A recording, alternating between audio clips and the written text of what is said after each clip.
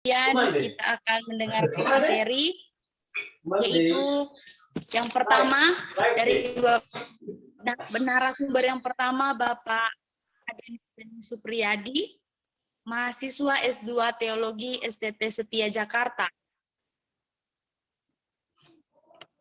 Ya, yaitu sebagai editor in chief jurnal Rafflesia Sinta 3. Yaitu membawa materi tentang pemimpin adalah pembelajar, kontribusi nyata pemuda dalam dunia literasi. Kemudian narasumber yang kedua yaitu Bapak Yosi, mahasiswa S2 Teologi IAKN Toraja, sebagai Ketua BPC GMKI Makale. Itu membawa materi peran pemuda dalam organisasi Kristen, kontribusi nyata pemuda bagi pembangunan spiritual bangsa, gereja, dan masyarakat.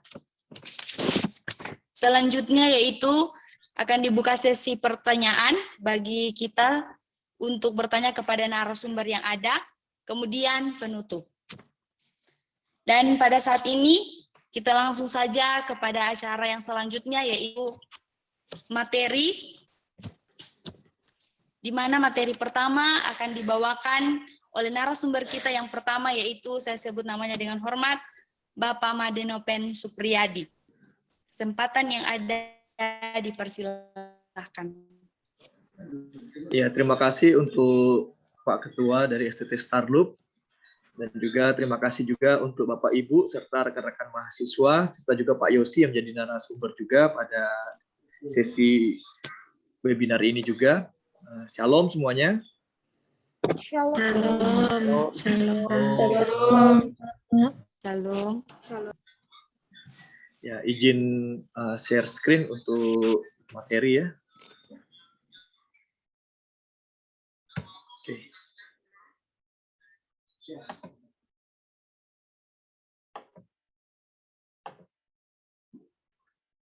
Apakah materi terlihat jelas? Moderator bagaimana? Jelas.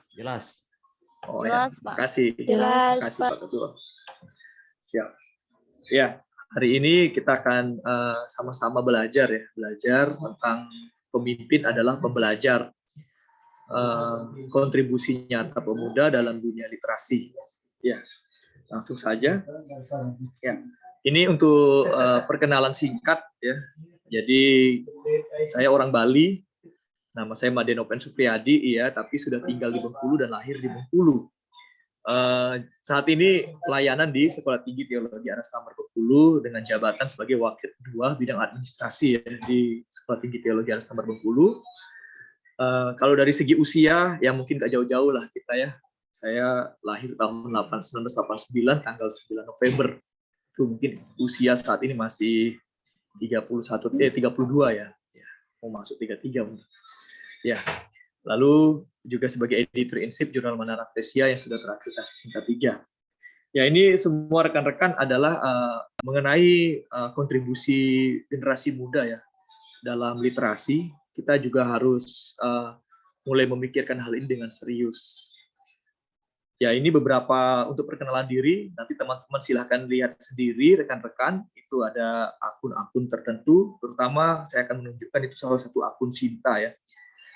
Total penulis yang terdata yang saya dapatkan itu di akun Sinta. Sinta itu Science and Technology Index yang dimiliki oleh Indonesia ya, kita negara kita. Itu ada 238.194 penulis. Dan tadi setelah cek sebentar ranking berapa, ternyata puji Tuhan saat ini menempati posisi 410 dari 238.194 para penulis di Indonesia, baik itu penulis buku maupun juga artikel jurnal dan sebagainya, dan proceeding. Nah, nanti silakan dicek sendiri saja, ini perkenalan singkat, tetapi apapun karya, apapun juga yang sudah kita hasilkan saat ini, tetap ada yang fokus utama. Ya, fokus utama keluarga. Ya, ini istri saya, namanya Iman Kristina Halawa. Jadi saya Bali, istri Nias, ya, marga Halawa. Dia juga sudah tamat S2 juga di Setia Jakarta pada tahun 2019. Dan ini kedua anak saya. Yang pertama bernama Joakim N. Christo, usia akan memasuki 5 tahun bulan Juni ini. Dan yang kedua, Zeokainos Evander, yang saat ini akan memasuki usia 1 tahun. Ya, itu sedikit perkenalan. Nanti silakan saja kalau mau tanya-tanya lebih jauh ya silakan saja bisa kita berkomunikasi. Ada fenomena yang perlu dicatat ya terkait tentang pemimpin adalah pembelajar, lalu juga kontribusi pemuda pada saat ini. Fenomenanya itu diantaranya adalah yang pertama kita melihat bagaimana pemimpin itu hanya kita melihat ya biasanya fenomena yang terjadi pada saat ini itu pemimpin fokus kepada manajemen organisasi, pengaturan organisasi, lalu pemimpin hanya fokus kepada relasi dan melakukan hal-hal yang bersifat praktis, dan itu menjadi sebuah warna dalam pengamatan kita bersama ya. Kalau yang namanya pemimpin pasti kalau ada tamu datang ke rumah kita, pasti yang akan menghadapi tamu itu adalah kepala dari keluarga, ya, sebagai pemimpin keluarga untuk berkomunikasi terkait hal-hal tentang rumah kita. Lalu kalau datang tamu ke STT, contoh ke Starbucks, pasti nanti Pak Ketua yang akan berhadapan dengan tamu-tamu yang datang. Itu adalah fenomena-fenomena yang kita hadapi, yang kita lihat, dan ternyata pemimpin itu seperti digambarkan sibuk dalam hal praktis, manajemen, relasi. Lalu bagaimana dengan yang muda-muda yang lain? Itu fenomena yang kelihatan. Tetapi kalau secara realitas kita mau teliti lebih khusus lagi, masih juga ada kok tetap pemimpin yang tetap juga berelasi, mengerjakan hal praktis, manajemen, tapi tetap juga concern kepada pembelajaran. Seperti salah satu tokoh Pak Stephen Tong, yang dia memimpin tetapi dia juga pembelajar. Lalu ada fenomena yang kita lihat, pemimpin itu cenderung orang tua. Memang ini yang terjadi ya, kalau kita melihat dalam sebuah organisasi, apakah di sekolah tinggi teologi, apakah di gereja, pasti siapa usia yang lebih tua itu akan dimajukan untuk memimpin dalam sebuah kelembagaan. Itu fenomena yang kelihatan. Tapi ternyata enggak juga. Tahun 2020, baru bulan Desember 2021 dan resmi Januari 2022 ini, Ketua STT Aras Tambar Bengkulu mempercayakan saya untuk menjadi wakil 2. Padahal saya masih muda sekali dan ada banyak yang tua-tua di atas. Saya tidak tahu apa yang menjadi kriteria dan penilaian dari ketua STT untuk mengangkat menjadi wakil ketua. Nah, tetapi di sini kita melihat bersama bahwa ternyata fenomena yang kita lihat pemimpin adalah orang tua. Secara realitas kita lihat demikian, tetapi kalau kita teliti lebih dalam, ternyata itu tidak demikian juga. Tetapi kita melihat pasti ya, yang namanya orang tua pasti dimajukan jadi pemimpin. Itu masih banyak terjadi. Selanjutnya lagi kita melihat suara anak muda sering diabaikan ya. Kadang-kadang ada isu-isu dan juga ada fenomena yang kita lihat ketika anak muda berbicara, suara kita nggak didengarkan oleh karena kita masih muda dan kita belum cukup pengalaman dan juga belum cukup pendidikan. Oleh karena itu dianggap suara kita hanya sebuah gaung yang diabaikan. Tetapi kita bisa melihat juga di mana suara anak muda dianggap tidak berisi. Tapi nanti akan terjadi fenomena ya, suara anak muda itu akan dianggap berisi dan juga memiliki dampak ketika anak muda menyampaikan sesuatu nggak didengarkan, lalu sekumpulan anak muda membuat sebuah gerakan revolusi demonstrasi, nah itu baru didengarkan. Sering terjadi demikian secara fenomena. Selanjutnya lagi kita melihat ya, anak muda bisa saja menjadi pemimpin di masa muda, tetapi yang sering diakui kalau bergelar, memang ini suatu fenomena ya. Bagaimana di usia muda kita bisa bergelar? Yang namanya gelar itu pasti sampai S3. Orang akan menyanjung orang-orang yang sudah bergelar doktor. Orang akan menyanjung anak-anak muda yang mungkin di usia muda sudah bergelar S3. Itu menjadi sebuah sanjungan. Tapi kan fenomena yang kita hadapi usia muda, paling hebat usia 20-an, rata-rata kita itu S1 semua. S1, S2 mungkin sudah ada di usia 20-an ya. Nah, oleh karena itu bagaimana kalau anak muda nggak sampai bergelar doktor, apakah nggak akan didengarkan suaranya? Lalu yang berikutnya lagi, kita boleh muda tapi nggak bergelar, tapi kalau ada anak muda yang beruang, contoh mungkin karena main trading ya, jadi trader dapat 1 miliar. Di Bengkulu saya kenal satu anak muda, namanya Kelvin Timotius, itu seorang trader ya, dia pernah kasih persepuluhan itu sampai 100 juta di gereja. Itu artinya dia baru dapat 1 miliar. dalam permainan tradernya. Itu langsung diakui, suaranya didengarkan. Kenapa? Dia beruang. Nah, lalu selanjutnya lagi fenomena yang kita lihat itu pembelajar itu hobi ya. Tadi kan kita kan pemimpin adalah pembelajar, tapi fenomenanya adalah ternyata pembelajar itu hobinya di perpustakaan. Kita yang merasa diri pintar, hati-hati. Kita terjebak nanti dalam sebuah lingkungan sempit. Kita hanya melihat perpustakaan, lalu kita menjadi orang individualis, ya. Kita hanya ingin mengisi otak kita saja. Lalu kita menjadi orang idealis karena banyak baca buku, banyak ide-ide ideal. Pas melihat dunia nyata, kok dunia ini nggak ideal, kok dunia ini banyak kekurangan-kekurangan. Akhirnya kita malas, nggak mau merubah untuk jadi ideal, tapi kita akhirnya menarik diri menjadi orang individualis. Hati-hati, kadang-kadang ini menjadi fenomena ya, belajar menjadi individualis dan hanya terkungkung pada konteks-konteks nyamannya tertentu. Lalu yang fenomena selanjutnya, pemimpin kurang berliterasi. Ada fenomena beberapa waktu yang lalu, seorang anak muda, pemimpin dari BEM seluruh Indonesia, ketika berbicara, itu akhirnya menjadi bahan gunjingan atau menjadi viral oleh karena apa yang disampaikannya data-datanya kurang valid. Nah, ini menjadi problem bagi kita. Kita maju sebagai pemimpin, tapi kalau kurang literasi, kita menjadi masalah di depan umum. Kalau begitu, apa itu literasi? Sederhananya literasi, kalau saya tidak mau terikat dengan konsep-konsep baku, tetapi intinya kalau kita berliterasi, yang pertama kita menjadi anak muda yang mau mencari sumber-sumber bacaan, tapi sumber-sumber bacaan yang pasti valid dan juga kredibel. Lalu kita menjadi anak muda yang selain mencari sumber bacaan, mau membaca. Jangan hanya sekedar searching internet, searching browsing artikel-artikel, tulisan-tulisan, tapi tidak mau dibaca, itu juga salah.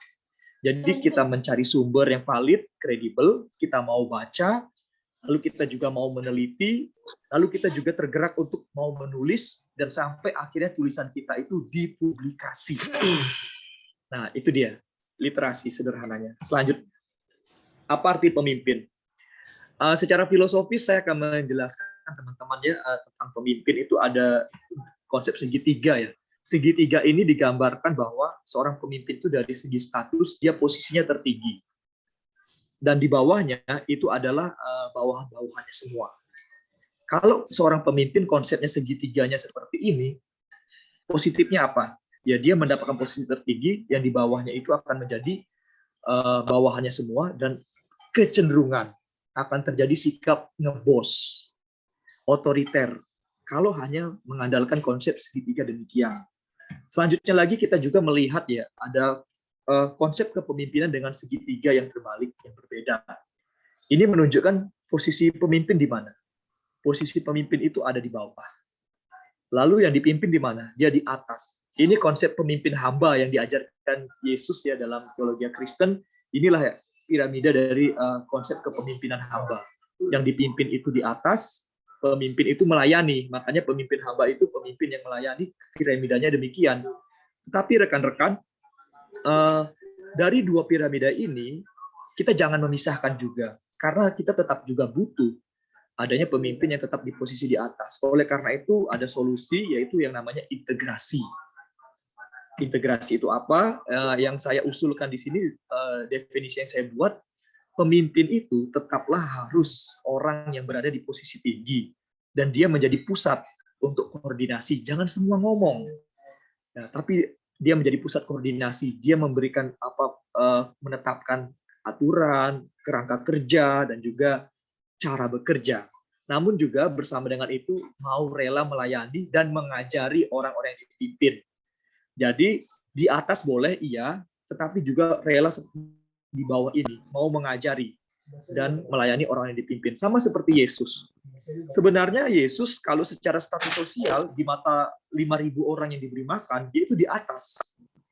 Tapi sekalipun Yesus diposisikan di atas, dia tetap mau memposisikan dirinya di bawah karena apa? Dia mau melayani dan mengajari. Nah, ini menjadi kaitan.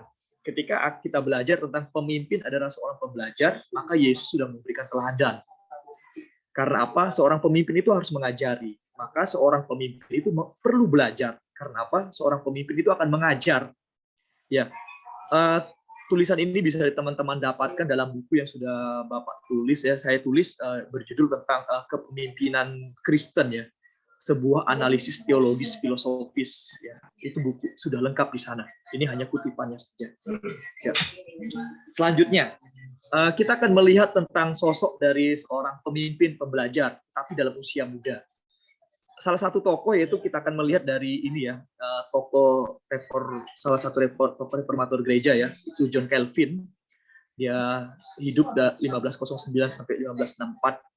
Nanti teman-teman, rekan-rekan mahasiswa kalau mau dapat lengkap informasinya silahkan membaca di buletin yang sudah saya tulis ya, sudah saya tulis itu di Reformanda e-Bulletin, ini ada linknya dan ini adalah buletinnya. Judulnya itu Signifikansi Spirit Literasi John Calvin di Era Reformasi dan Relevansinya pada Masa Kini. Ya, ada hal yang menarik dari Calvin ya sebagai seorang tokoh reformator gereja, di mana pada tahun 1535 itu dia sudah menyelesaikan sebuah buku bernama Institutio Religionis Christian.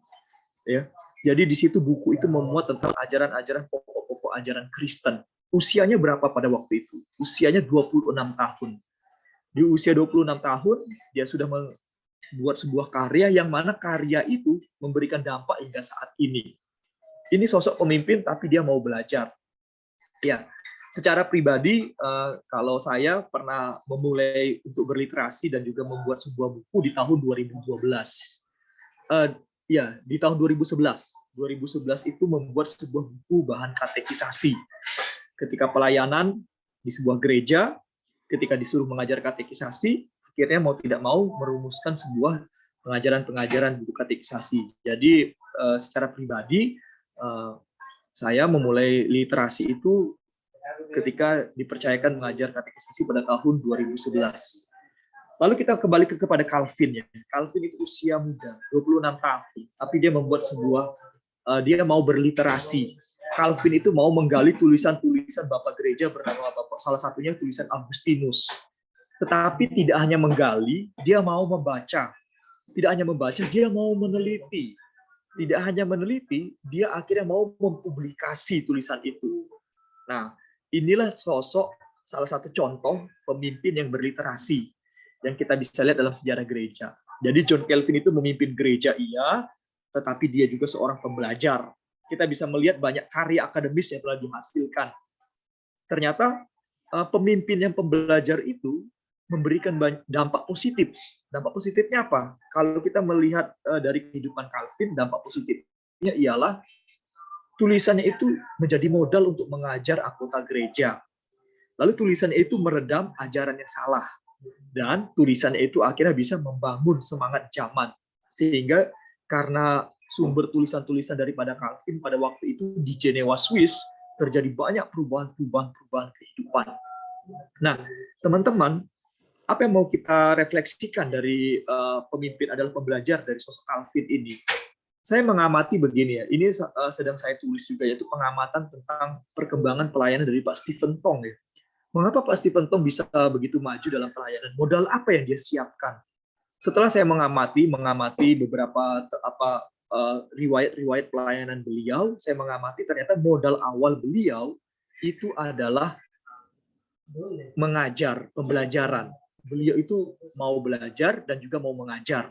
Sehingga pada waktu beliau mengajar di saat Sekolah Tinggi Alkitab Asia Tenggara, itu diundang ke Jakarta untuk menyampaikan seminar SPIK ya, seminar pembinaan iman Kristen. Modalnya apa? Pengetahuan teologi. Modalnya apa? Dia literasi, dia belajar.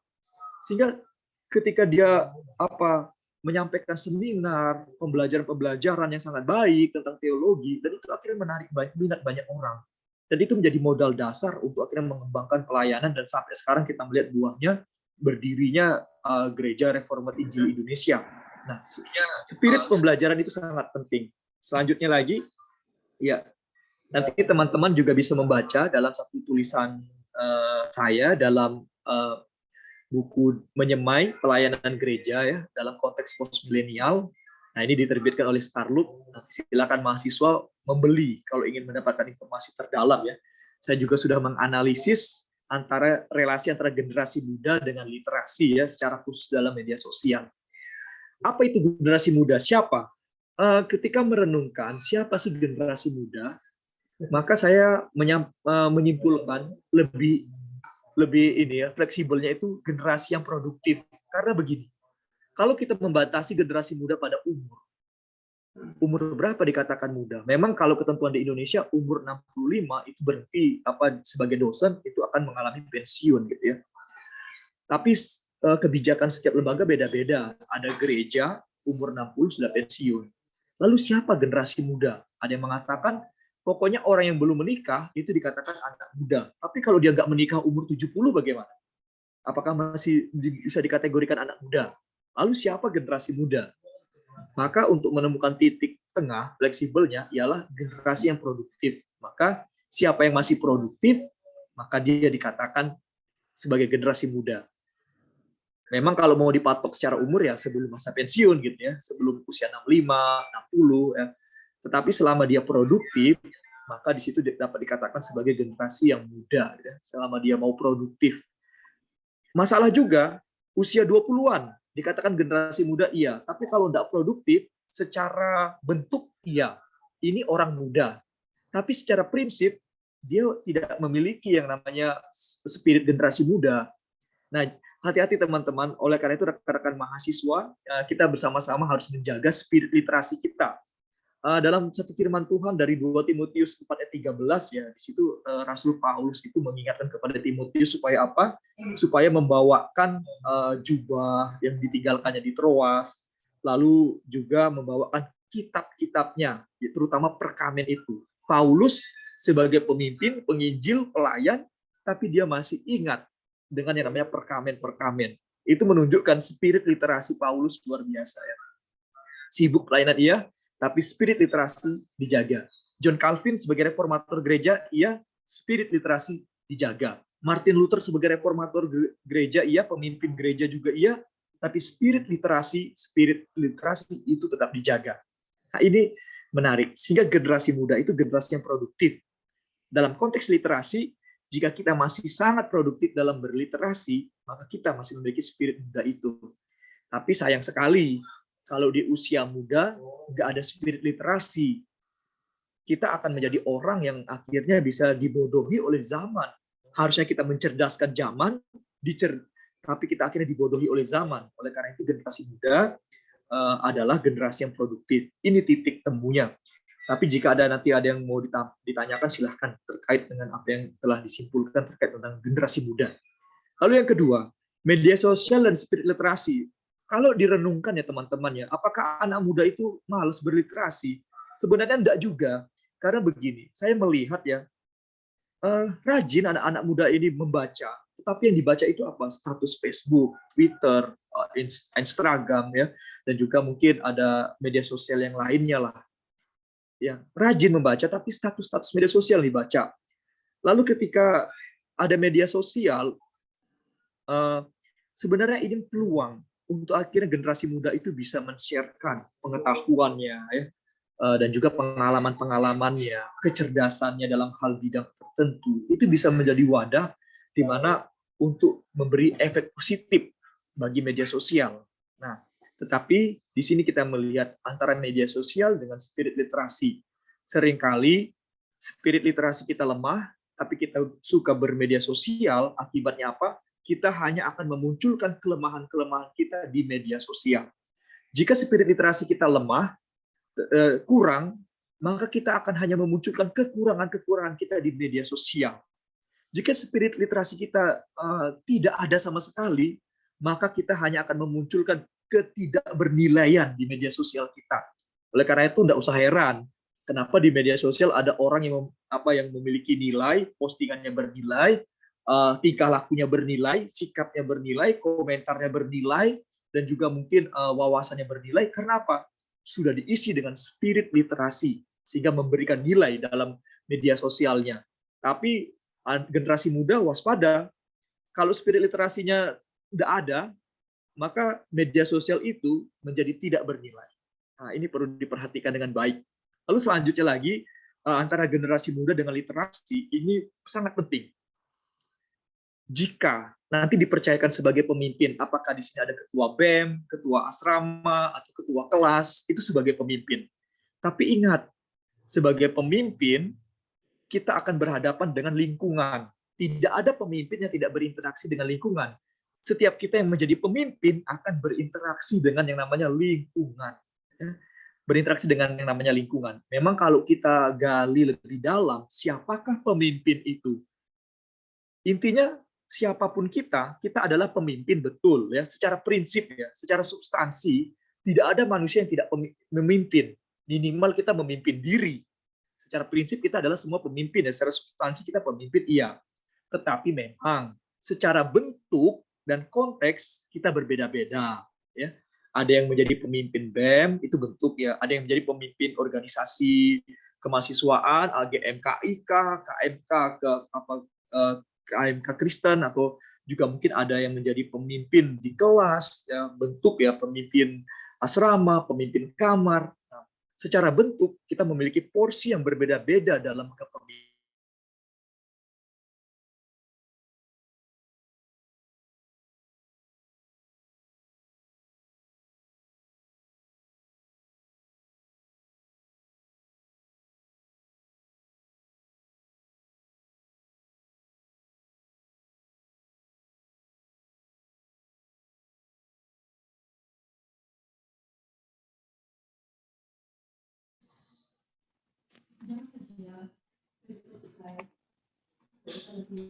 Halo, Pak.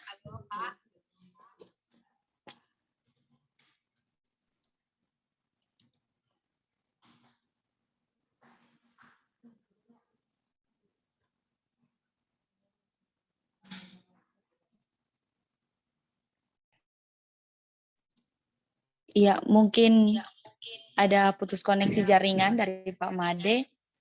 Kita bisa menunggu sedikit lagi.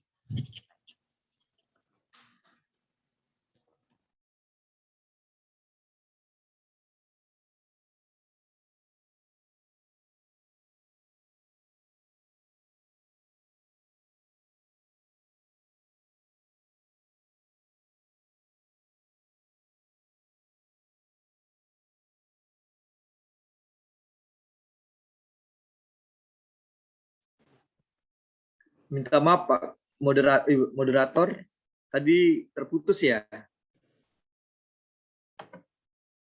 Betul, Sampai betul. di mana tadi? Iya, Pak.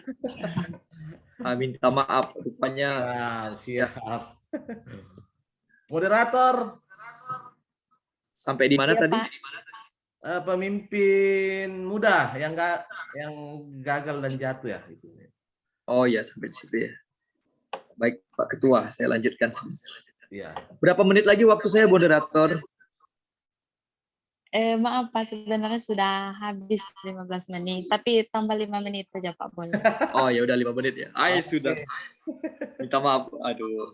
Ya, pemimpin muda yang gagal dan jatuh intinya begini ya. Yang gagal dan jatuh itu karena seorang pemimpin muda, sudah muda, tapi nggak mau banyak belajar, itu pasti gagal dan jatuh. Intinya karena apa? Kalau kita sebagai pemimpin muda, kita akan menghadapi konteks ekonomi, pemimpin bidang politik, pemimpin bidang hukum, pemimpin bidang pendidikan. Kita perlu banyak berliterasi supaya tidak gagal dalam memahami konteks kepemimpinan kita dan supaya tidak jatuh. Karena itu ada istilah Plato menarik, itu filsuf raja. Filsuf raja itu adalah pergumulan Plato setelah tahun 399 sebelum Masehi ketika gurunya bernama Sokrates akhirnya dihukum mati. Di situ akhirnya Plato memikirkan bahwa untuk membangun sebuah kerajaan yang baik, kepemimpinan yang baik, maka ada yang namanya filsuf raja. Filsuf raja itu adalah seorang yang memiliki wawasan kebijaksanaan, tetapi ditempatkan dalam posisi kepemimpinan untuk mencegah terjadi yang namanya kekorupan dalam kepemimpinan. Sehingga siapapun yang bijaksana, menurut Plato, siapapun yang bijaksana dapat memimpin, karena dia memiliki yang namanya hikmat, kebijaksanaan, dan filsafat yang diketahuinya. Tapi sekalipun orang tua, kalau tidak memiliki hikmat dan kebijaksanaan, bagi Plato, tidak bisa diletakkan dalam posisi kepemimpinan. Nah, itu namanya istilah filsuf raja dari Plato. Penutup.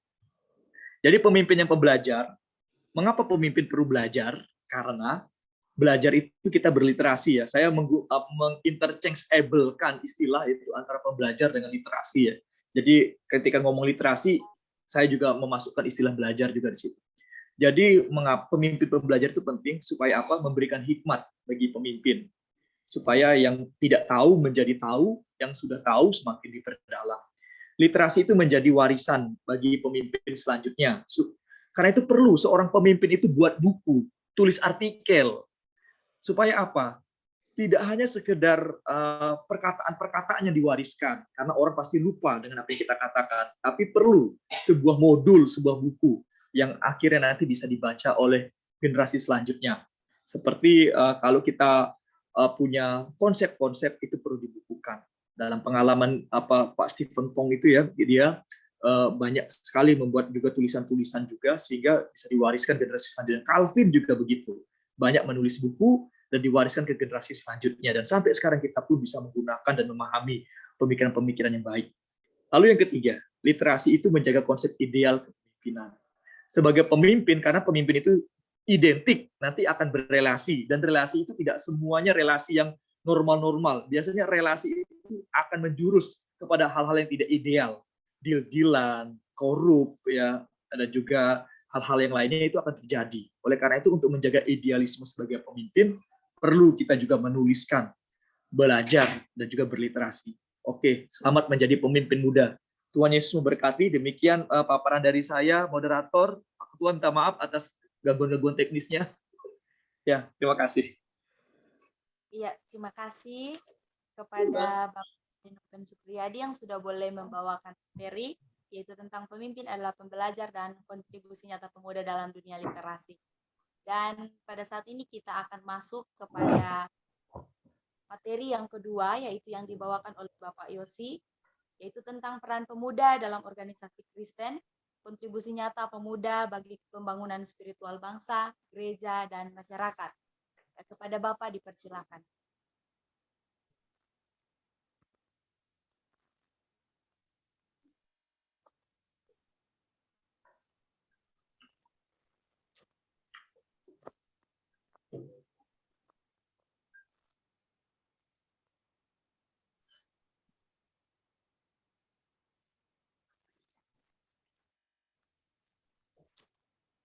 Mungkin lagi gangguan jaringan. Oh,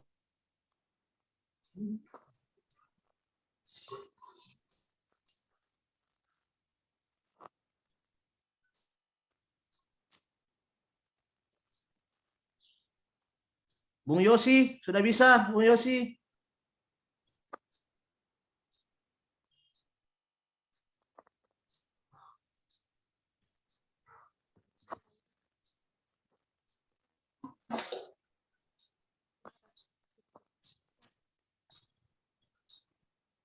Suaranya belum kedengaran.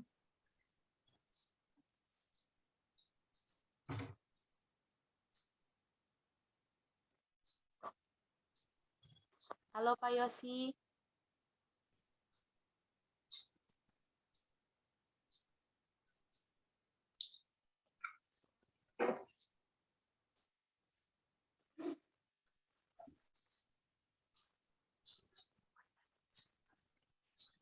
Belum kedengaran juga, Bung Yosi.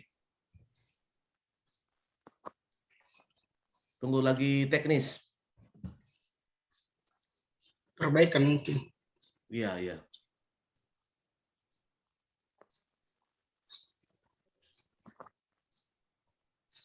Belum.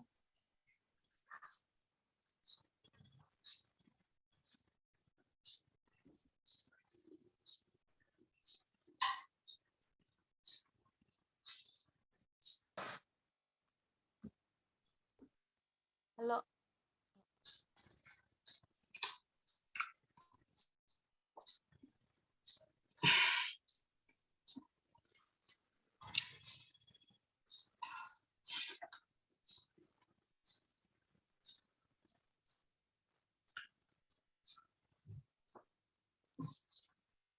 Belum juga, Bung Yosi. Halo Pak, belum ada suaranya. Lagi teknis mungkin, lagi teknis. Tunggu.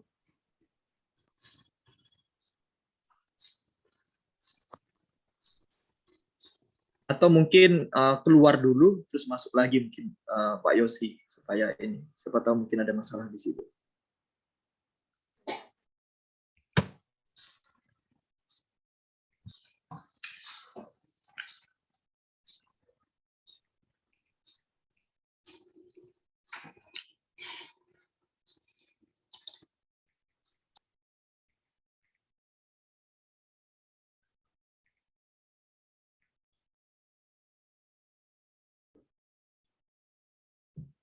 Ya, mungkin coba keluar dulu, baru masuk ulang.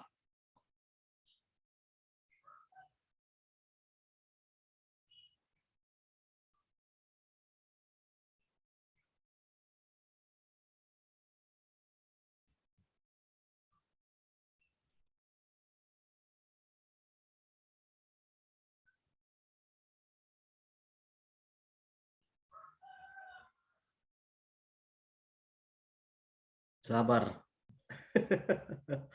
Biasanya kalau beliau pakai HP, kalau udah dapat telepon WA bisa hilang suaranya Pak kalau kita sambil Zoom.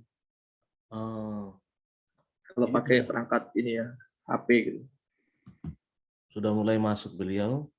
Oh, ya.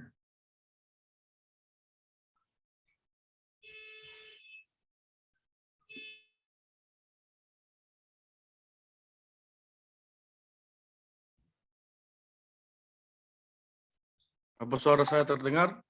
Oke, sudah. Oke.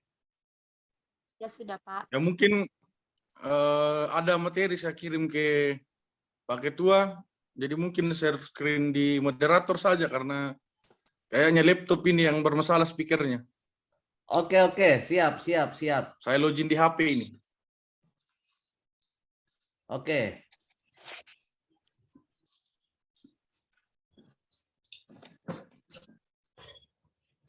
Ya, sembari menunggu perkenalan dulu lah. Nama saya sudah ada di flyer yang kemudian disebar. Nama saya Yosi. Sekarang ini saya aktif sebagai mahasiswa pasca sarjana S2 di YKN Toraja. Ya, Institut hormat Agama senior, Kristen hormat. Negeri Toraja. Sekarang saya memegang untuk ketua GMK Bang Mare. Hormat senior. Bersemangat. Ya.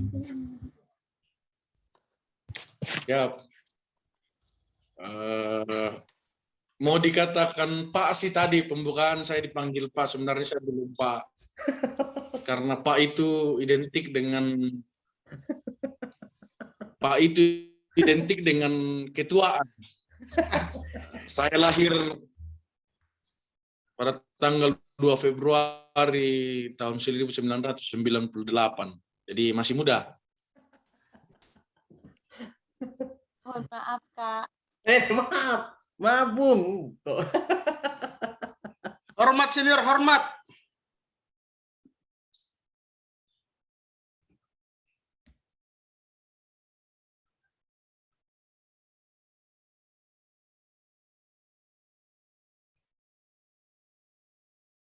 Mana?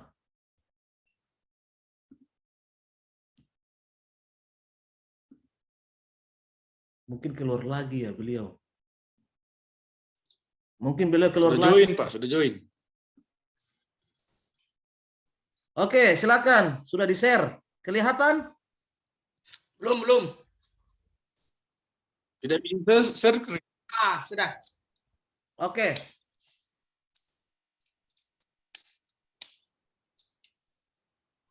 Bung Yos, sudah kelihatan di situ, Bung Yos? Ya, belum kelihatan.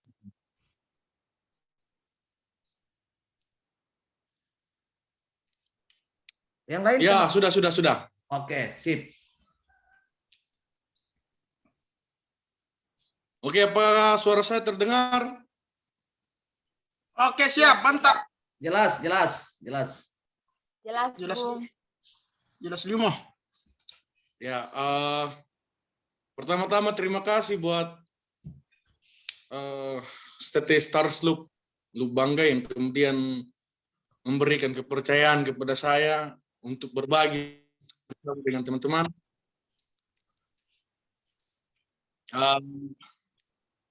Kalau tadi kita dibekali dengan pandangan bahwasanya seorang pemimpin harus bersiap secara materi, dalam hal ini memperkuat literasi. Sekarang kita perlu memperhatikan Setelah kita cerdas, mau apa kita? Jangan sampai kita cerdas untuk ngibul.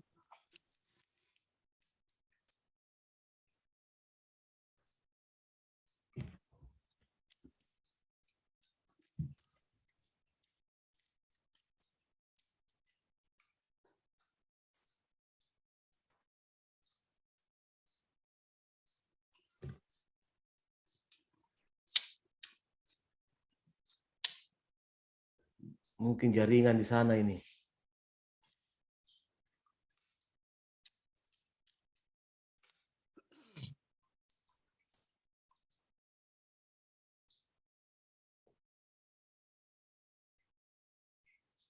Halo, Bung.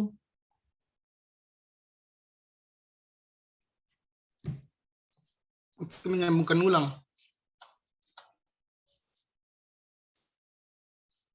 Ya, mari kita bersabarlah. Mungkin ada gangguan teknis.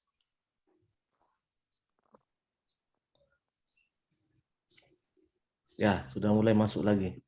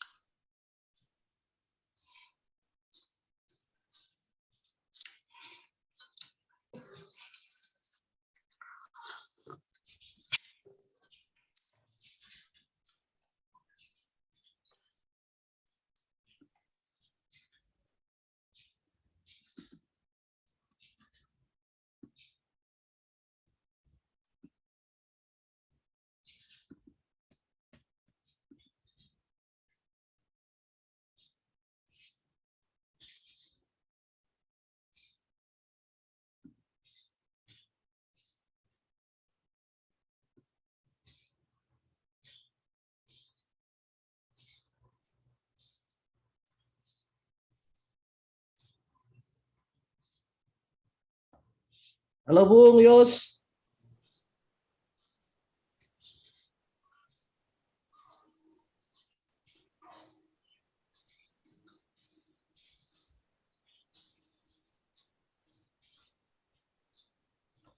Bung Yos, kedengaran suara?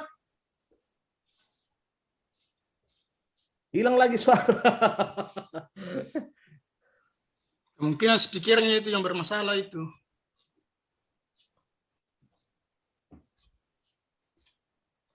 Coba keluar lagi satu kali, Bung Yos, baru masuk lagi. Ah, ini sudah masuk ini.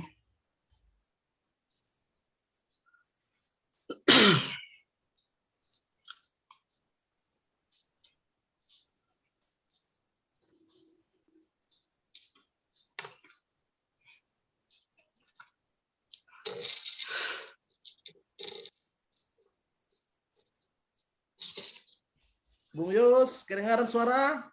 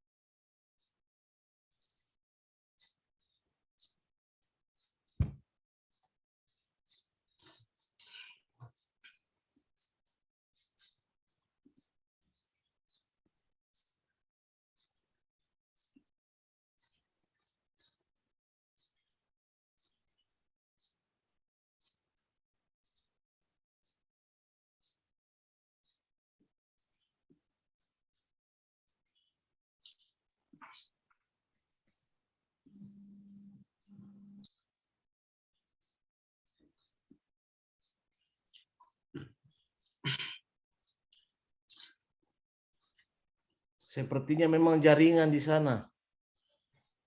Kita tunggu lagi beberapa menit. Kalau tidak, kita dulu masuk saja ke tanya jawab dulu untuk sesi pertama.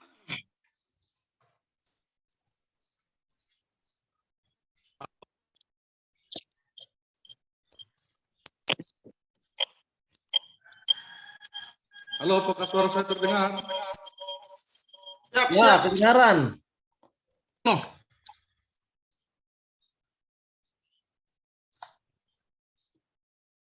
Sudah bisa lanjut? Ya, bisa. Oke.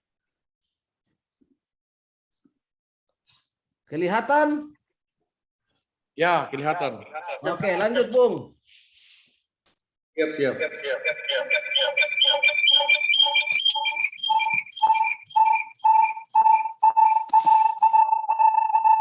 Matikan dulu yang satu. Matikan yang satu dulu. Karena storing.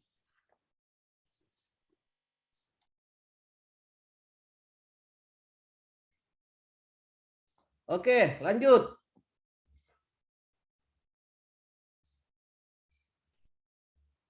Oh, hilang lagi. Keluar mungkin lagi. Ini jaringan ini. Ya, kita lanjut ya. Oke, lanjut.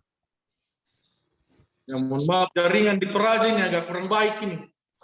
Kalau Toraja itu dibunuh jadi. Dipilih sama bunuh.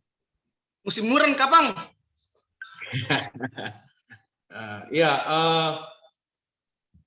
Pertama-tama bicara soal pemuda itu, saya kira kita bersepakat ya dari pemateri sebelum bahwa tidak hanya dilihat dari perspektif umur saja.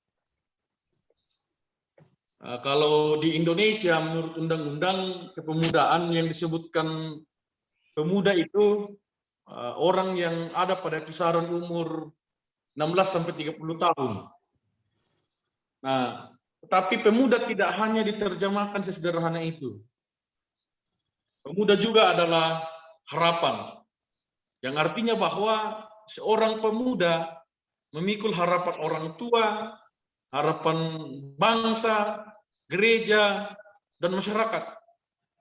Jadi ada satu beban di pundak pemuda yang kemudian dipikul kemanapun mereka pergi. Kemanapun mereka pergi dan dimanapun mereka berada. Pemuda juga adalah masa depan. Artinya masa saat generasi berganti, pemuda lah yang akan menjadi pengganti. Pemuda juga dapat diterjemahkan sebagai masa depan. Karena ketika generasi berganti, yang menggantikan adalah pemuda. Kemudian pemuda juga adalah pejuang. Nah, inilah yang disampaikan oleh pemateri sebelumnya bahwa sosok yang disebut pemuda itu dia harus berkarya, dia harus berjuang. Dia tidak pasif, dia terus bergerak. Itu pemuda. Nah, manakala ada juga orang tua yang kemudian terus pasif, terus bergerak, berkarya, belajar, hanya umurnya yang tua, tapi semangat dan jiwanya masih muda. Seperti mungkin Pak Ketua STT Stars Loop ini, ya umur boleh tua, semangat tetap fight, pemuda. Masih muda saya, bro. Malapu, Pak.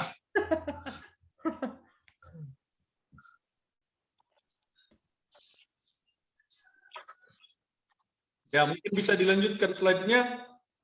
Sudah masuk ke pemuda Kristen. Belum muncul? Tarik pada identitas yang lebih kompleks lagi, yaitu identitas sebagai orang Kristen. Pemuda adalah orang yang usianya ada pada kisaran 6 sampai 30 tahun, yang hidup memikul harapan orang tua, gereja, dan menjadi pewaris atau generasi pelanjut gereja, masyarakat, negara, yang terlibat aktif dalam perjuangan pelayanan bagi jemaat, masyarakat, dan upaya mengisi kemerdekaan. Identitas inilah yang sangat penting untuk kita sadari selaku pemuda yang sekaligus akan memotivasi kita untuk giat berkarya dalam pelayanan. Jadi hal pertama yang harus kita lakukan menjadi seorang pemuda ialah kita harus sadar akan identitas kita. Ada juga itu orang yang masih umur 16, 17, 18 tetapi tidak sadar bahwa dia pemuda. Sehingga ia pasif. Sehingga ia tidak mau belajar karena dia tidak pernah sadar identitasnya sebagai pemuda. Nah, dan dia tidak sadar bahwa dia adalah orang Kristen, sehingga jadi lupa kadang pelayanan hanya di jalanan. Dia lupa bahwa pelayanan di gereja juga selaku pemuda Kristen menjadi tanggung jawab dan harapan gereja. Nah, ini yang perlu kita sadari. Peran dan kontribusi nyata pemuda Kristen terhadap pembangunan spirit bangsa. Yang pertama, pemuda menjadi ujung tombak dalam sejarah perjuangan kemerdekaan Indonesia. Momentum-momentum sejarah menjadi saksi hadirnya pemuda sebagai tombak perjuangan kemerdekaan Indonesia. Mulai dari angkatan 28, 66 hingga 98 reformasi, semuanya itu dipelopori oleh pemuda. Disitulah pemuda menjadi tombak dalam perjuangan kemerdekaan Indonesia. Sampai saat ini pemuda masih ada pada konsistensi menjadi garda terdepan untuk mengisi kemerdekaan Indonesia. Dalam tentunya porsi dan posisi strategis. Contoh dalam mengupayakan pembaharuan dalam masyarakat, mendukung pembangunan negara di setiap aspek-aspek kehidupan masyarakat. Itu juga menjadi tanggung jawab seorang pemuda dalam hal membangun spirit bangsa. Pemuda menjadi harapan akan masa depan bangsa. Ini jelas sekali bahwa hal yang ditorehkan oleh pemuda, yang diperjuangkan pemuda saat ini menjadi harapan bagi bangsa di masa yang akan datang.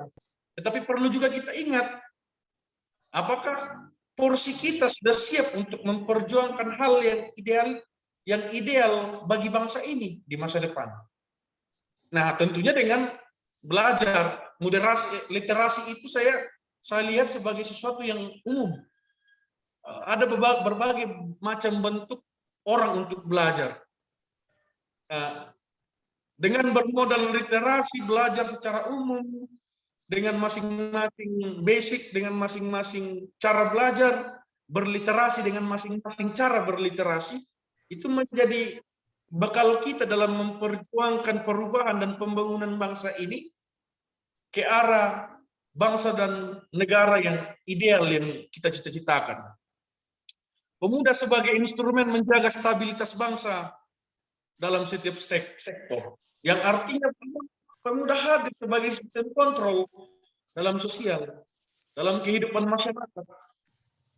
Banyak kebijakan-kebijakan pemerintah yang kemudian tidak pro terhadap rakyat. Disitulah mahasiswa hadir, pemuda hadir sebagai masyarakat intelektual untuk mengawal hal-hal. Sehingga peradaban yang kemudian berkembang ke arah yang lebih baik. Nah, yang berikut, tentunya kita selaku pemuda Kristen harus punya kontribusi nyata terhadap gereja. Karena kadang pemuda atau mahasiswa ini yang mengemban identitas sebagai Kristen atau pengikut Yesus justru kadang ya hari Minggu pura-pura lupa. Saking enak dia tidur, oh nanti bangun, ternyata hari Minggu. Padahal ingat juga sebenarnya bahwa hari Minggu, tapi ya itulah. Kontribusinya nyata pemuda bagi gereja itu yang pertama bersekutu sesuai dengan 3 panggilan gereja. Karena sesungguhnya pemuda sendiri adalah gereja. Kalau secara ideal gereja itu, pemuda sendiri adalah gereja. Yang harus melaksanakan, harus mengangkat 3 panggilan gereja itu. Yang pertama bersekutu, artinya pemuda harus terlibat aktif dalam persekutuan. Termasuk dalam upaya menjadi penggerak tubuh Kristus atau upaya perjuangan perkembangan gereja. Penggerak tubuh Kristus dalam artian bahwa dia harus hadir menjadi garda terdepan dalam upaya membangun gereja. Membangun gereja tidak hanya dalam tatanan praktis gedung gereja dan sebagainya, tetapi kehidupan jemaat. Yang kemudian seorang pemuda aktif dalam pelayanan artinya memberi diri dalam pelayanan ibadah gerejawi sesuai dengan kebutuhan gereja dan talenta yang dimiliki. Nah, kalau ada pemuda yang basic bisa atau mumpuni untuk memuji Tuhan, kenapa tidak kita libatkan diri menjadi singers, liturgis, dan sebagainya. Kalau ada pemuda yang basic mengajar, kenapa tidak kita libatkan diri untuk sekolah minggu, tentu dengan sesuai dengan kebutuhan gereja. Jangan juga kita selaku pemuda mendolo-dolo kalau bahasa kami orang Toraja. Nah, kemudian seorang pemuda harus giat bersaksi. Nah, saya kira ini perlu dan sangat penting untuk kita camkan sebagai pemuda dan mahasiswa bersaksi dalam artian yang holistik secara menyeluruh. Jadi bukan hanya berperan sebagai penyampai firman, tetapi juga selaku pelaku firman. Bagaimana pemuda menjadi berkat bagi sesama, karena itu adalah panggilan gereja kita. Panggilan kita sebagai gereja. Bagaimana kita menjadi berkat bagi sesama, dan bagaimana kita mengasihi Tuhan, mengasihi sesama, karena itulah salib yang kita pikul. Jadi sangat disayangkan ketika kita pemuda atau mahasiswa Kristen menjadi apatis, tidak peduli dengan lingkungan sekitar, tidak peduli dengan penderitaan rakyat, padahal salib yang kita pikul telah menuntun kita untuk mengasihi sesama kita.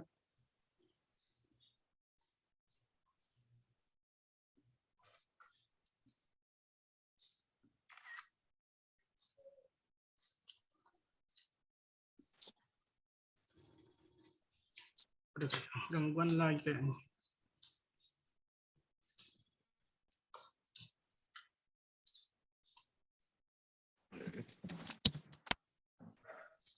Ya, saya cari jaringan dulu.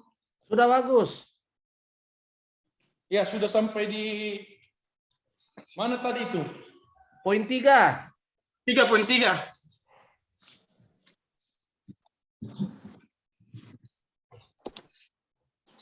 Iya, pemuda harus sadar akan tanggung jawabnya terhadap gereja. Jangan sampai kita selaku pemuda Kristen, kita sudah dengan bangganya memegang teguh identitas sebagai pemuda atau mahasiswa Kristen, tapi justru kita jauh dari persekutuan, justru kita tidak melibatkan diri dalam pelayanan, justru kita tidak aktif dalam bersaksi secara holistik, bukan hanya penyampai firman, tapi pelaku firman itu sendiri. Nah, yang kemudian berikut salah satu kontribusi yang praktis atau nyata bagi masyarakat adalah yang pertama menjadi agent of change, penggerak perubahan. Nama pemuda selaku masyarakat intelektual diharapkan memegang teguh peranan pentingnya sebagai alat kontrol sosial dalam menyikapi segala dinamika sosial. Nah, ini yang saya sebutkan tadi bahwa kadang ada kebijakan-kebijakan pemerintah atau konflik-konflik sosial yang kemudian harus menjadi perhatian seorang pemuda. Jangan kita menjadi pemuda yang apatis karena kita sudah cerdas. Jangan kita menjadi pemuda yang berdiam diri karena kita sudah kaya akan pengetahuan. Justru pengetahuan itu harus kita implementasikan supaya dia menjadi pengetahuan yang berguna. Setinggi apapun pengetahuan kita ketika tidak mampu dirasakan oleh masyarakat di sekitar kita, itu sama saja dengan omong kosong. Nah, menjadi agent of change tentu perlu persiapan. Pastikan belajar untuk menyikapi setiap dinamika sosial. Yang berikut menjadi agent of development, yang artinya menjadi penggerak pembangunan. Pembangunan di setiap aspek manusia, aspek sosial, baik itu pendidikan, ekonomi, dan sebagainya. Jangan justru kita menjadi pemuda yang mengedukasi masyarakat untuk malas belajar. Jangan justru kita menjadi pemuda yang membuat kekacauan di masyarakat, menjadi berandalan, membuat kekacauan, mencari keonaran. Itu sebenarnya yang harus kita sikapi, bahwa kita harus menjadi agen-agen pembangunan. Jangan kita menjadi pemuda yang tidak produktif. Justru menjadi pemuda yang konsumtif. Konsumtif tanpa produktif itu hanya akan memiskinkan kita. Nah, kita memegang tanggung jawab selaku pemuda harus memberikan edukasi terhadap masyarakat agar produktif. Terlebih juga, kita juga harus produktif.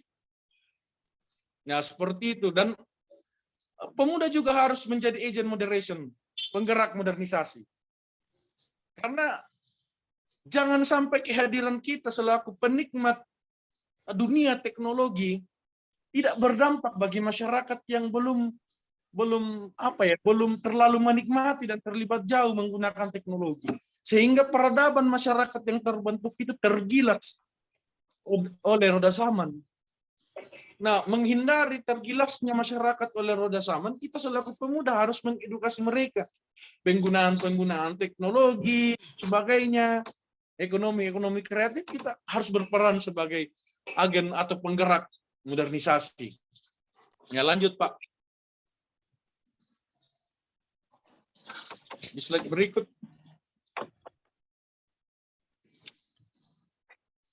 Ya, bisa dilanjutkan di slide berikut. Belum muncul? Sudah. Ya. Semua tanggung jawab dan peran di atas dilaksanakan berdasarkan kasih dan teladan Yesus Kristus.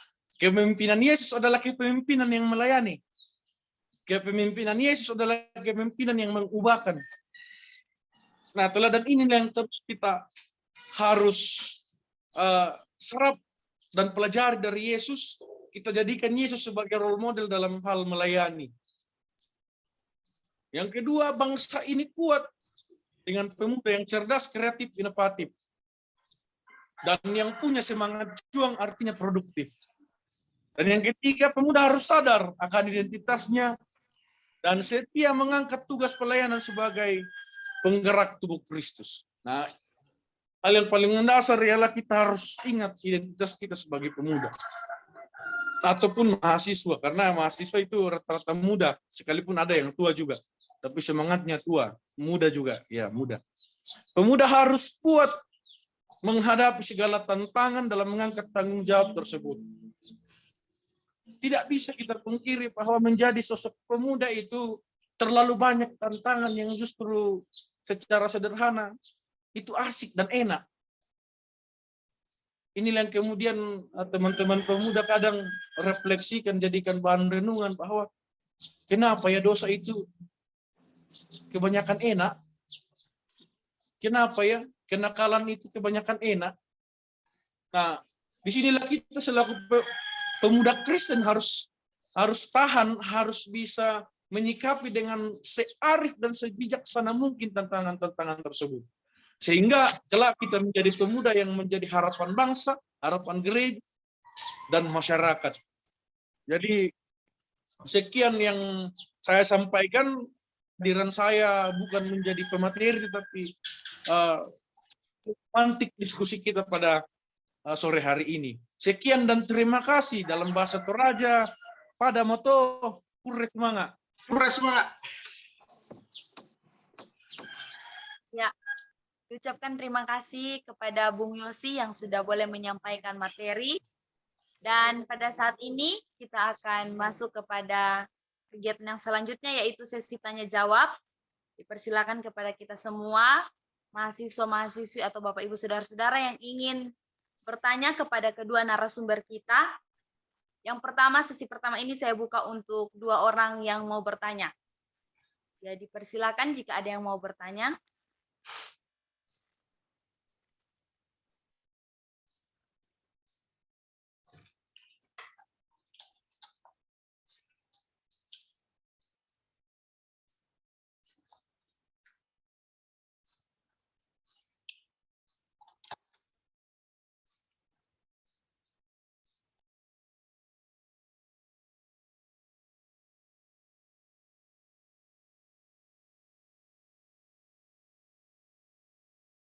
Ya, dipersilakan kepada mahasiswa-mahasiswi.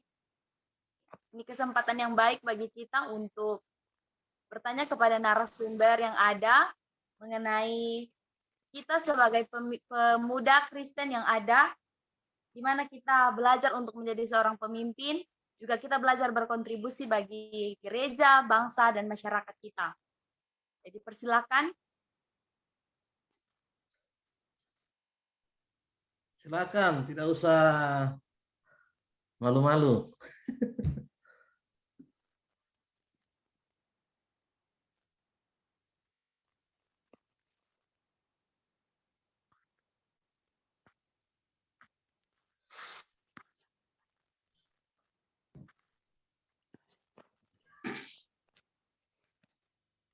Mungkin dari Ketua Senat STT Starslu, Saudara Billy.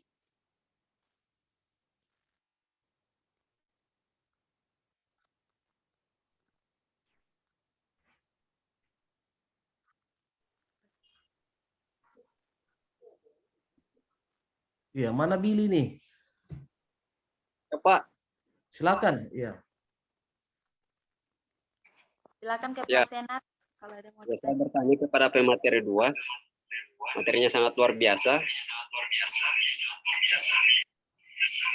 Ya, karena di situ saya melihat untuk peran pemuda dalam gereja, masyarakat, dan bangsa. Jadi, menjadi pertanyaan saya, bagaimana kita akan mengatasi pemuda yang sama sekali tidak bertanggung jawab apa yang menjadi tugas dan tanggung jawab mereka.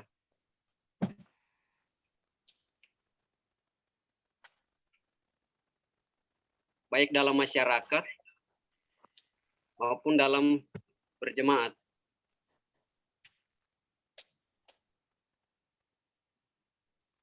Ya, itu saja yang menjadi pertanyaan dari saya.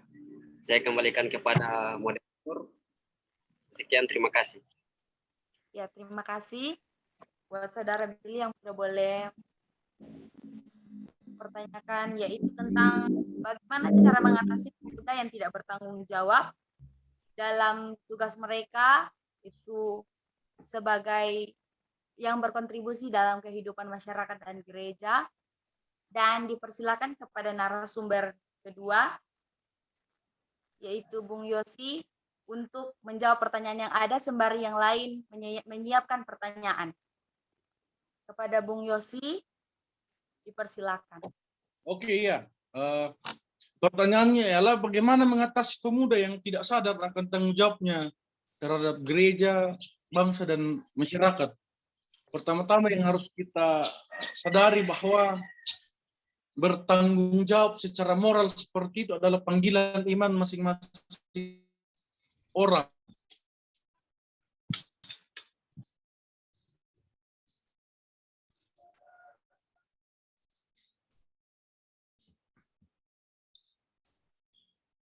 Yang mendidik kita untuk merasa bertanggung jawab terhadap hal-hal seperti itu. Salah satu poin paling praktis ialah melibatkan mereka dalam persekutuan. Kalau di GMK itu visi kami mengajak mereka pada pengenalan akan Yesus Kristus, artinya merangkul mereka untuk menghidupkan kesadaran akan tanggung jawab terhadap gereja, bangsa, dan masyarakat. Secara praktis seperti itu, tapi secara ideal yang menjadi tanggung jawab moral, memberikan perhatian terhadap bangsa, gereja, dan masyarakat selaku pemuda, itu semuanya sebenarnya panggilan iman masing-masing pribadi pemuda secara ideal. Tetapi untuk kemudian menggapai harapan bersama bahwa kita mendorong pemuda semakin sadar, ialah merangkul mereka untuk terlibat aktif atau menempuh pendidikan pengajaran di organisasi-organisasi yang kemudian bisa mengajarkan kita untuk mengimplementasikan ilmu kita terhadap tanggung jawab moral kita kepada bangsa, gereja, dan masyarakat. Contohnya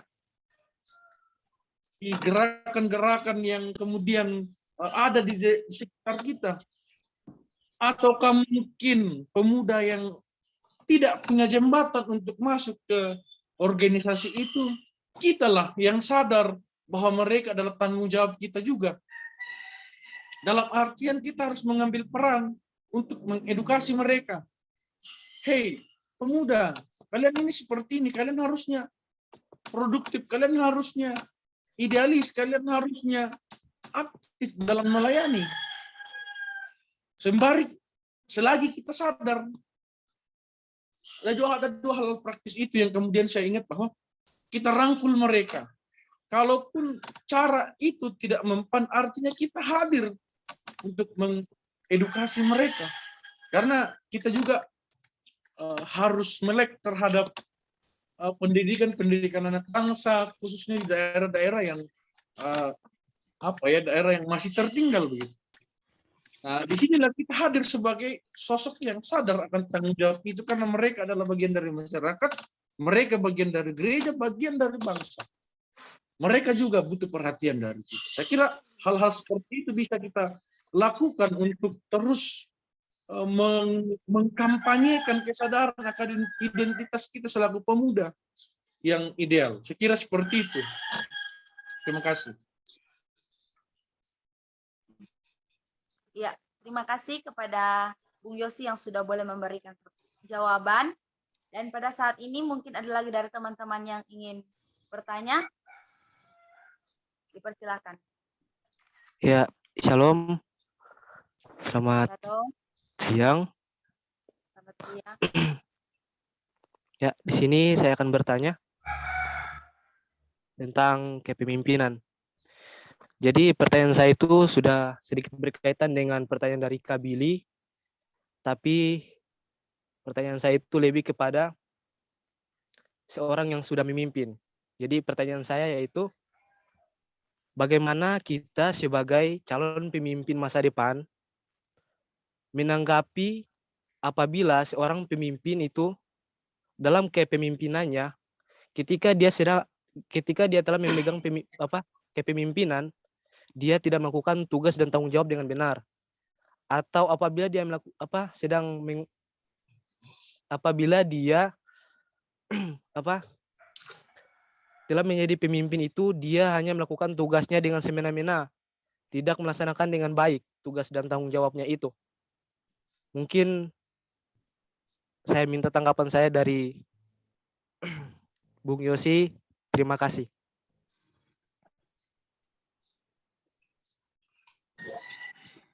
Ya, terima kasih Saudara Mas. Masih boleh bertanya? Oh iya. Persilakan. Ya, pertama-tama saya sampaikan dulu untuk salam dari koordinator GMKI wilayah 8 untuk Bung Yosi, untuk Perinding, dan pengurus pusat PPGT Malvin. Bang Malvin ya. Siap. Tadi dia titip salam.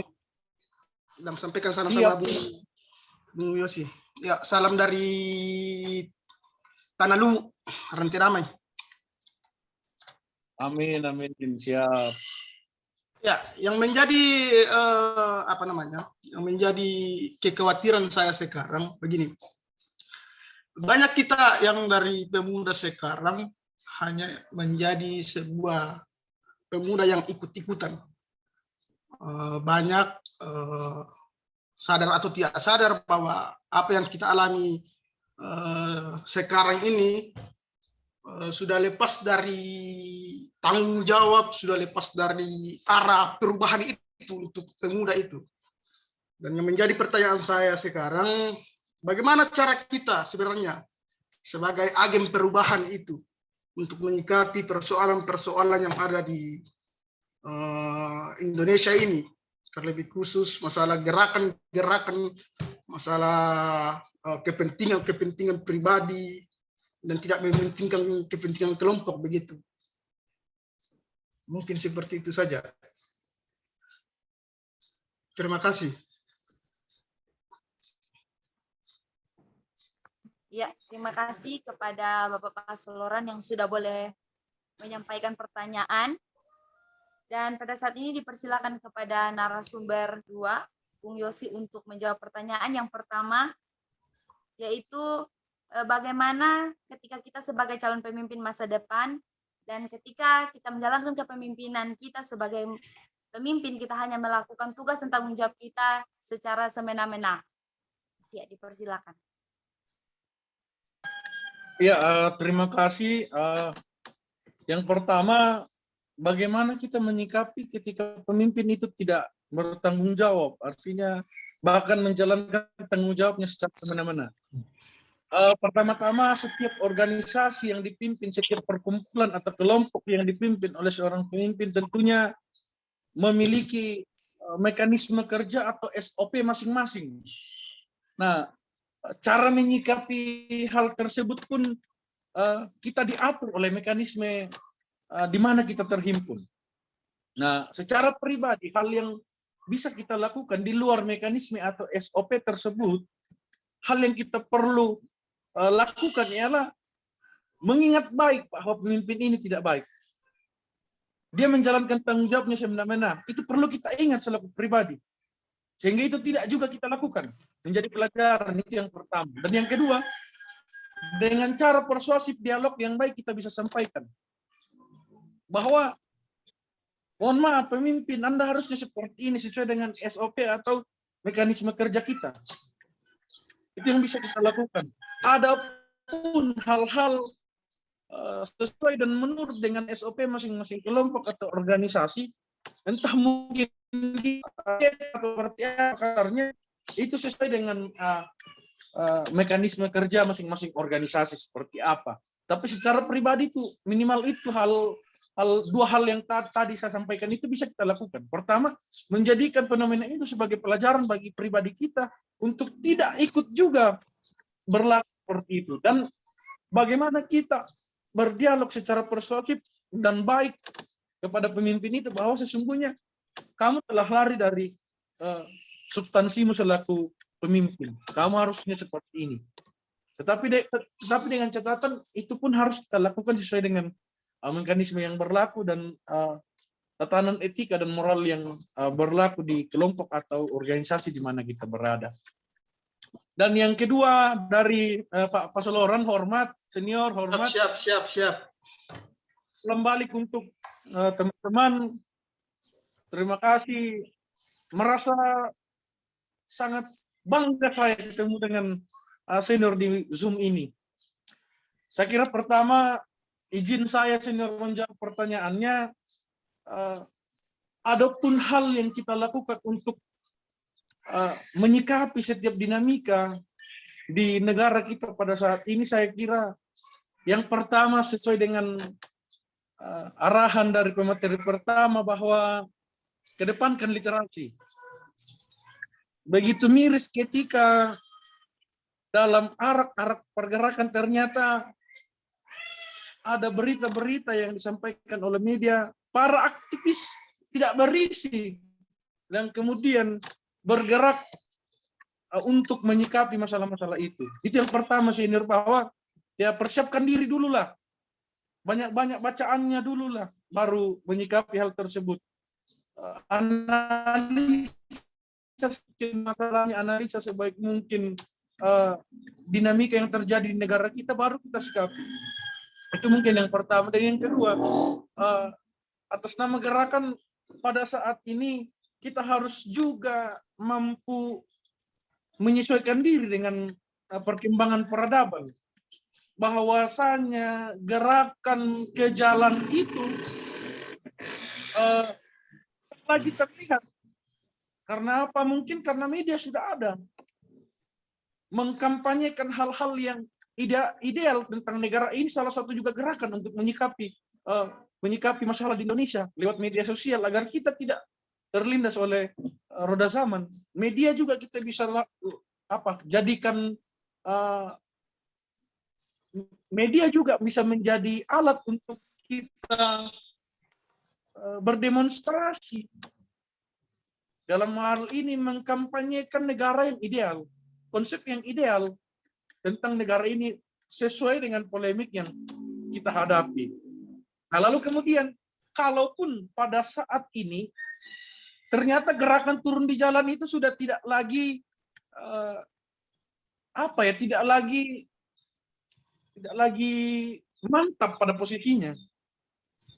Ya, karena mungkin kita telah dibentuk oleh budaya yang tidak merindukan lagi persatuan secara fisik.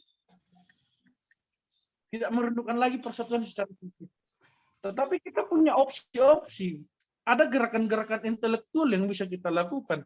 Saya kira wakil-wakil rakyat, bahkan pemerintah terbuka untuk membuka dialog persuasif. Entah mau materi yang kita persiapkan, hasil analis yang kita persiapkan, lalu kita beradu gagasan, beradu pemikiran bagaimana konsep ideal dari masalah itu sebenarnya. Saya kira hal-hal berikut hal-hal tersebut bisa kita jadikan sebuah kita jadikan sebuah pilihan untuk menyikapi setiap dinamika atau masalah-masalah di negara kita di Indonesia. Contohnya saja kami yang ada di cabang ini, kami yang ada di Toraja ini mau bicara soal Indonesia yang dalam tanda kutip Jakarta.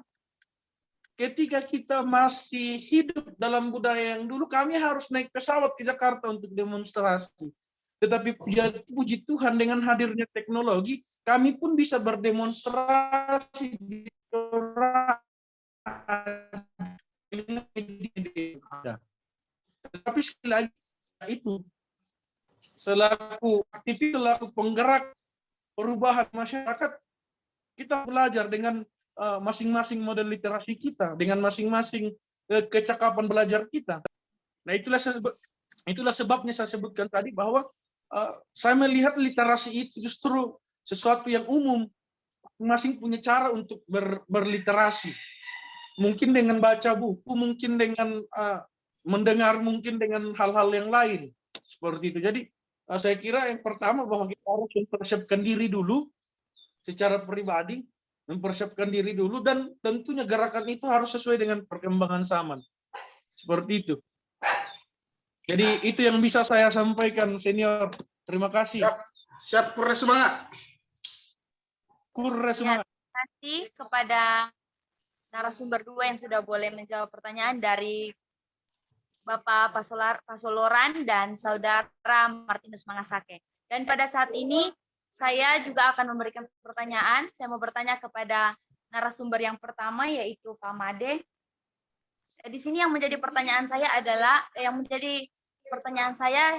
ketika saya melihat dalam kehidupan mahasiswa, karena saya juga sendiri adalah seorang mahasiswa di sana, seringkali kita sebagai mahasiswa itu malas membaca atau malas menulis.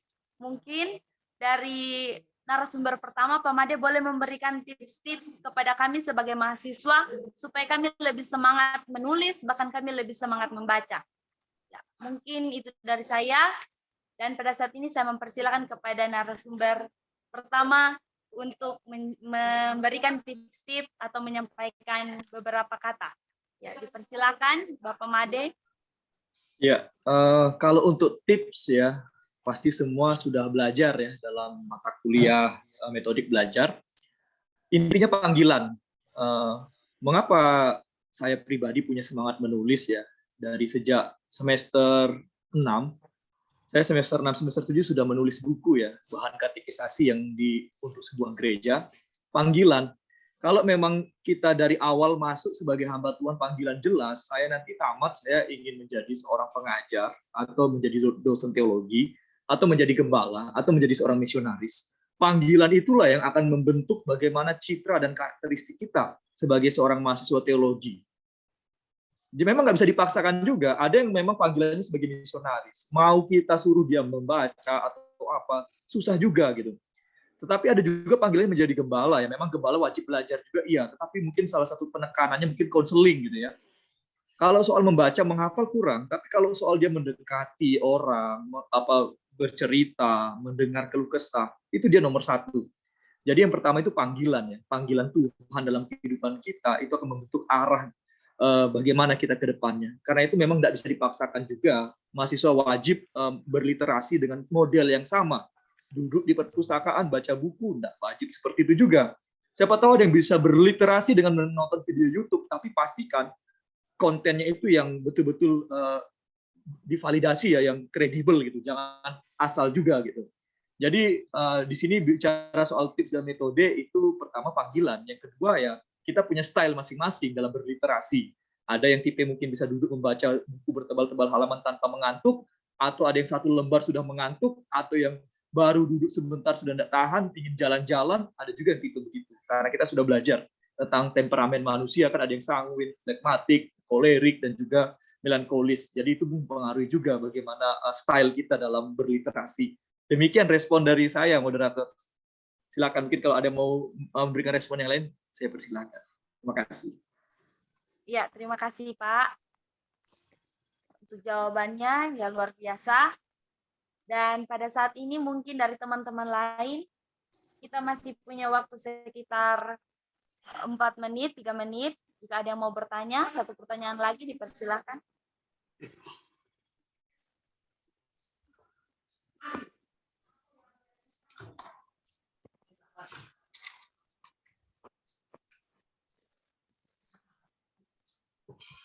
Ya, mungkin sudah tidak ada lagi yang mau bertanya.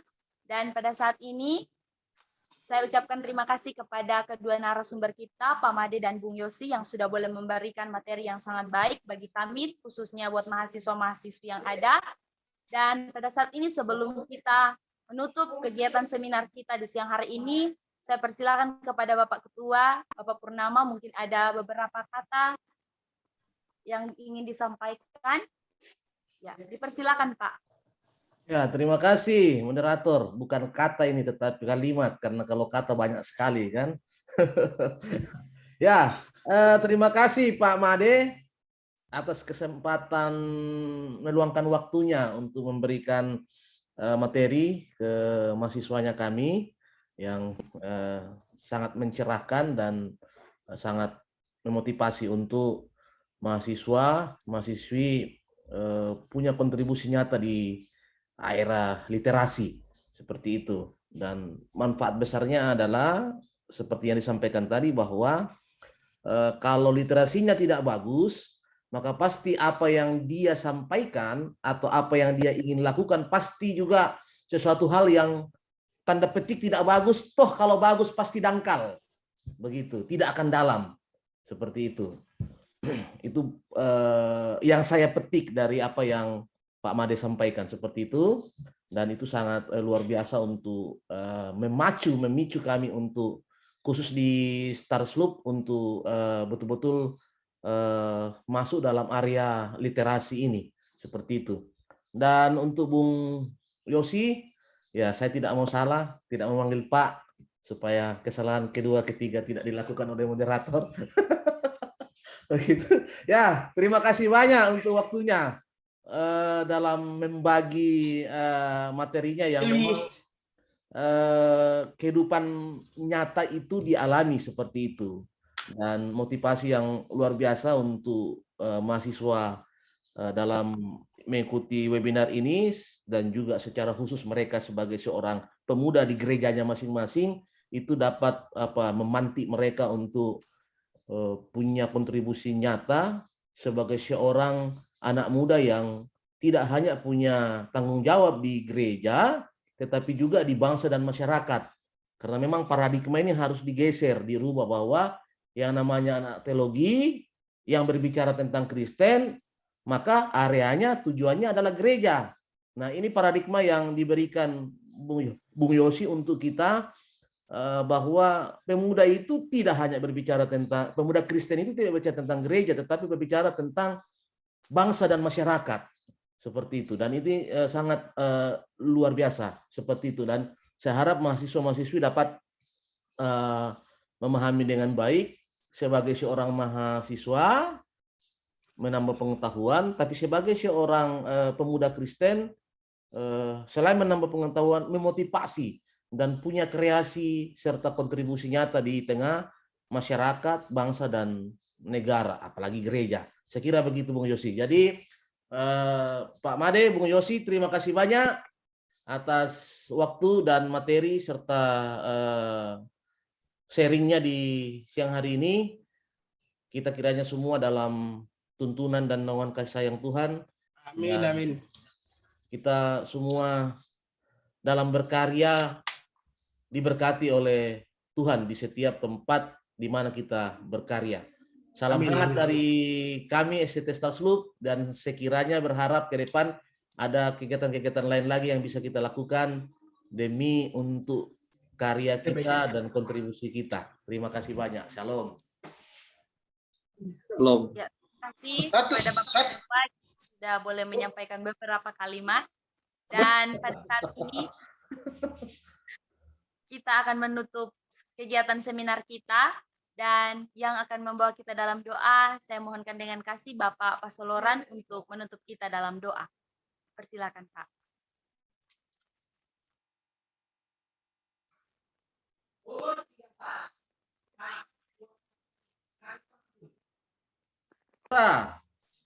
Suara belum kedengaran. Oke, kita berdoa. Puji dan syukur Tuhan, kami panjatkan kehadirat-Mu di mana atas segala kebaikan Tuhan dalam kehidupan kami, yang boleh kami rasakan di sepanjang kehidupan kami, kesehatan, kekuatan, serta nafas hidup yang masih Engkau anugerahkan. Kami berterima kasih untuk semuanya itu Tuhan. Dan kami bersyukur Tuhan untuk webinar kami di sore hari ini. Kiranya apa yang kami dapatkan pada kesempatan sore ini boleh menjadi bekal kami untuk mencapai setiap masa depan kami yang ada. Memberkati setiap narasumber yang ada Tuhan, memberkati setiap kami yang ikut dalam webinar ini. Kiranya Engkau Tuhan selalu menyertai, melindungi akan kehidupan kami. Kami juga berdoa Tuhan untuk Ketua STT Starslup, kiranya Engkau Tuhan memberikan dia selalu kebijaksanaan dalam memimpin kampus STT Starslup. Dan kalau boleh diizinkan Tuhan, kami akan bertemu di lain waktu dengan materi-materi yang selalu berkualitas untuk menopang dan terus mengisi wawasan kami untuk selalu dekat dengan sesama, terlebih khusus dekat dengan Tuhan sendiri. Dan kami akan berpisah Tuhan, dalam nama Tuhan Yesus kami sudah berdoa. Haleluya. Amin. Ya, Amin. terima kasih kepada Terima Pak kasih. Loran dan Terima kasih Pak. Ya. kasih Pak. Pak Made, Bung Yosi, ini webinar direkam. Apakah tidak masalah jika kita akan teruskan untuk publikasi di YouTube? Silakan Pak Ketua. Siap. Oke, baik. Terima kasih. Baik. Ya. Oke, silakan moderator. Ya. Ya, puji Tuhan, kegiatan webinar kita pada saat ini boleh berjalan dengan baik, meskipun ada beberapa kendala yang kita temui, tapi pada saat ini kita sudah boleh melaksanakannya dengan baik, sesuai dan seturut dengan kehendak Tuhan. Dan pada saat ini, saya mengucapkan banyak terima kasih kepada kedua narasumber, Pak Made dan Bung Yosi, untuk materinya, Pak Ketua STT Starslup, dan Bapak Ibu Saudara, serta teman-teman semua, yang sudah boleh mengikuti kegiatan ini dari awal sampai akhir. Dan biarlah apa yang kita lakukan di hari ini itu boleh menjadi berkat bagi kehidupan kita, bahkan kita boleh membantu kita dapatkan kepada orang lain. Dan sekian dari saya. Salam, terima kasih untuk kita semua. Salam. Shalom, terima kasih. Siap. Salam. Bersemangat Bung Yosi. Pak Made. Oke. Ya. Semangat. Terima kasih. Ya, Pak Pasoloran. Tuhan berkati. Kapan kita jumpa di Toraja? Siap lah. Ya, Kongres